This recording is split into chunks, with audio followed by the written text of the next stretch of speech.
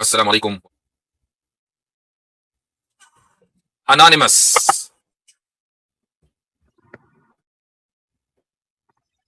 Hello, I am audible? जी भाई। जी मुफ्ती साहब, अस्सलाम वालेकुम। वालेकुम। मुसलमान है? स्केप्टिकल हो? स्केप्टिक हैं? जी।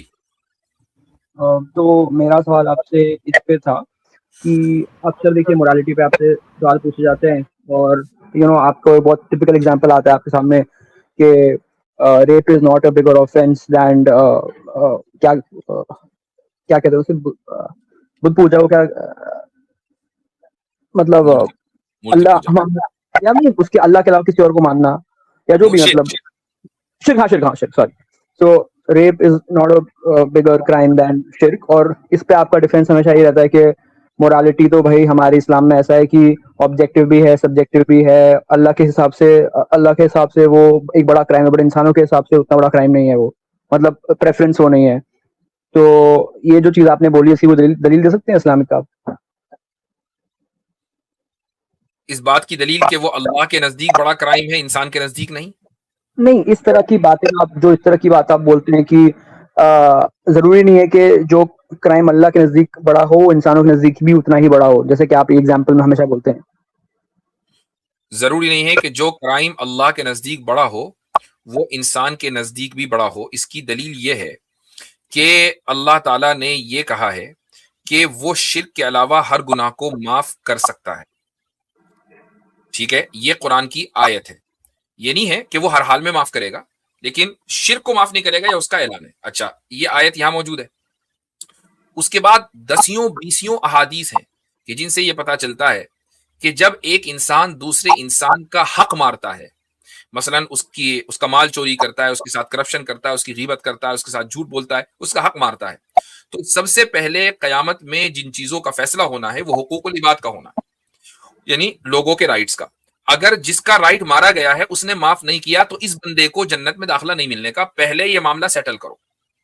जबकि अल्लाह ताला के जो अपने हुकूक है शिर्क के अलावा, वो सारे अल्लाह ताला माफ कर सकता है, शिर्क माफ नहीं करेगा। इसका मतलब क्या हुआ कि हर जो पर्सपेक्टिव है वो बदल गया।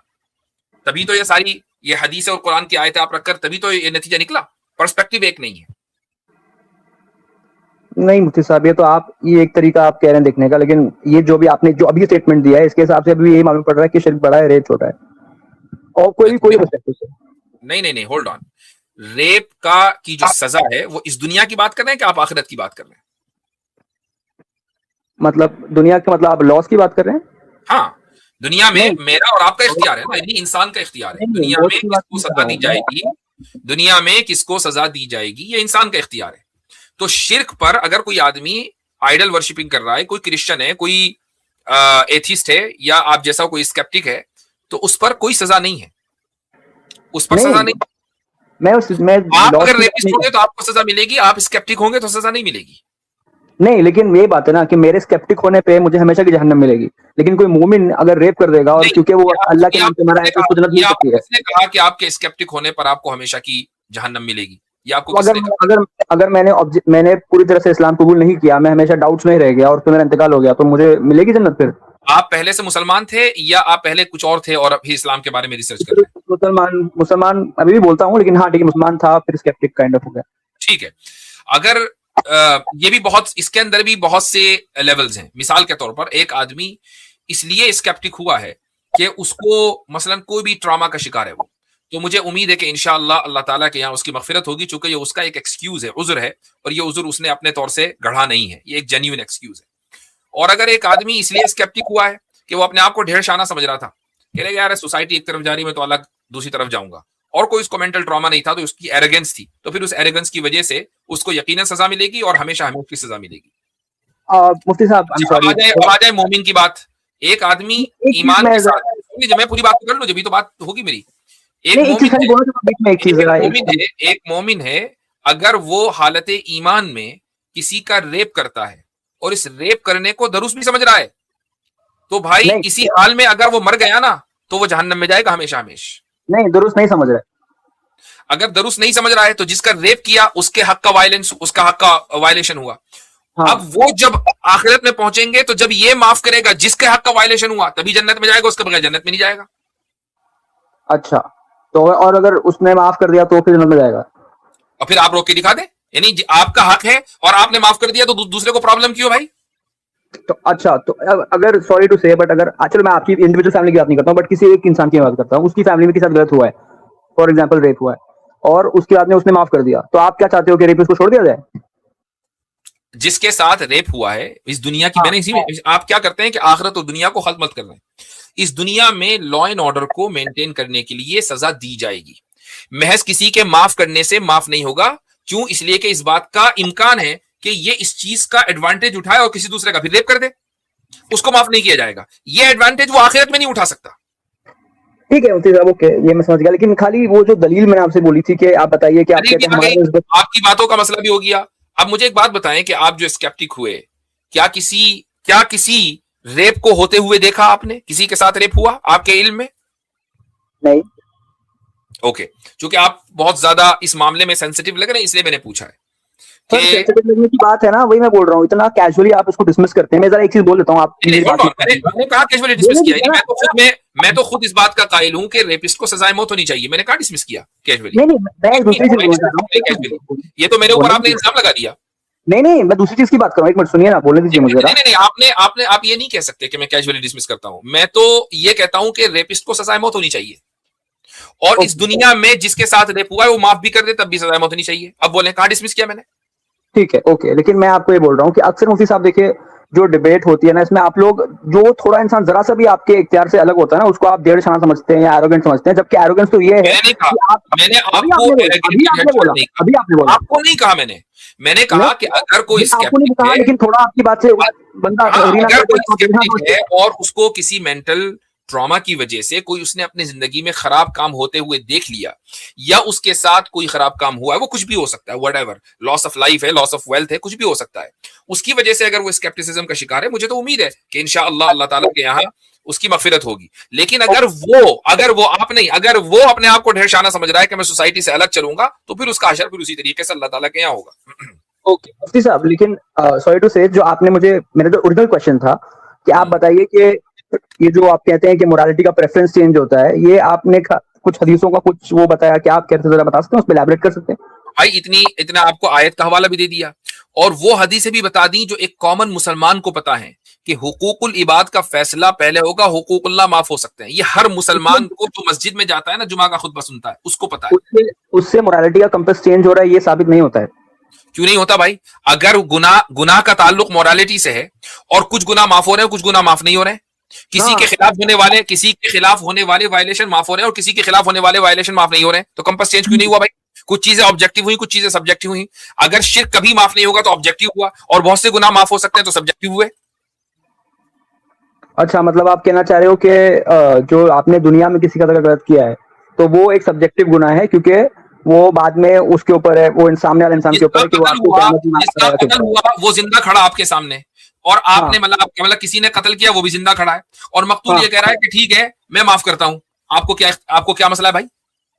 तो रेप के साथ भी यही है। और जिसको माफ किया वो दोबारा कत्ल नहीं कर सकता। हाँ, इस दुनिया में कत्ल कर सकता है, इसलिए इस दुनिया में माफी नहीं। ओके, तो रेप के साथ भी यही है ना फिर? रेप ही की बात कर रहा हूं मैं, इस दुनिया में हाँ, माफी नहीं। हाँ, कत्ल तो की बात कर, कत्ल की मिसाल की वजाहत कर दूं कि इस दुनिया में मान लीजिए मकतूल के वरासा ने अगर कातिल को माफ कर दिया, चूंकि अगर माफ नहीं करेंगे तो उसको किसासन कत्ल किया जाएगा। वो ये कह रहे हैं कि नहीं, हम ब्लड मनी ले लेते हैं, कोई मसला नहीं है और हम इसका खून माफ करते हैं, तो कातिल के मकतूल के वरासा को माफ करने का हक है। हाँ, वो तो शरिया में भी है, वो ठीक है। इस पर क्यों ठीक एतराज है, नहीं है? इस पर क्यों एतराज ठीक नहीं है? है, नहीं, क्यों है ठीक है? नहीं, मेरे लिए ठीक नहीं है भाई, मेरे लिए क्यों ठीक है ये? मैं तो, अगर आप कहते हैं कि कयामत के दिन भी अगर रेपिस्ट चलो इसी पर बात करते हैं कि मकतूल के वरासा को कातिल को माफ करने का हक होना चाहिए या नहीं होना चाहिए? नहीं होना चाहिए। नहीं होना चाहिए, तो यानी कातिल को किसासन कत्ल कर देना चाहिए ये तो हर हाल में, हर हाल में। फिर मतलब, हाँ, मतलब एक सेकंड, ये आप वॉर वगैरह मत लाना यहाँ पे, वो नहीं बोल रहा हूँ मैं आम कत्ल की बात कर रहा हूँ। हर हाल हाँ, में कातिल को कत्ल कर देना चाहिए, उसको माफ करने का इख्तियार नहीं होना चाहिए, ब्लड मनी नहीं होना चाहिए, कुछ नहीं होना चाहिए। हाँ, ओके, तो इमेजिन करें कि एक आदमी है और उसने किसी बहुत ही गरीब शख्स को जिसके 10 रिश्तेदार थे जो सब की सब उसी की कमाई पर पल रहे थे, उसको कत्ल कर दिया। अब आपके मुताबिक कातिल को कत्ल कर देना चाहिए, इससे उन 10 रिश्तेदारों का कोई भला नहीं। लेकिन अगर वो कातिल ये कहे कि भाई आप मुझे माफ कर दें, मुझे कत्ल ना करें, मैं आपको ब्लड मनी दे देता हूं जिससे आपकी सबकी जिंदगी संवर जाएगी, तो ये जो 10 रिश्तेदार हैं, आपको क्या लगता है किस चीज को कबूल करेंगे इन मोस्ट केसेस? पता नहीं, depends upon their relation with that person. Relation, okay. तो अगर वो ये कहें कि नहीं हम ब्लड मनी एक्सेप्ट करेंगे, तो आपके रूल के एतबार से तो एक्सेप्ट करना ही नहीं चाहिए उनको, उसको तो कातिल को हर हाल में मारना चाहिए। नहीं, पैसा एक्सेप्ट कर दो, लेकिन जो 10 लोग हैं, होल्ड ऑन, वो जो 10 लोग हैं, उनका एक कमाने वाला गया और जहां से पैसे मिल सकते थे वो भी गए। अब उनकी तो मिजरेबल सिचुएशन हो जाएगी, वो तो कभी सही हो ही नहीं सकते। जो एक कहीं से उनके लिए राहत का सामान अल्लाह ताला ने पैदा किया था, आपने वो भी बंद कर दिया। नहीं, ठीक है, उस तरह का वो ठीक है, हाँ बंद कर देंगे। ठीक है, वो क्यों ठीक है? इसका मतलब ये हुआ कि ये भी सब्जेक्टिव है। बोलूं क्यों ठीक है, मालूम है? बोलूं क्यों ठीक है?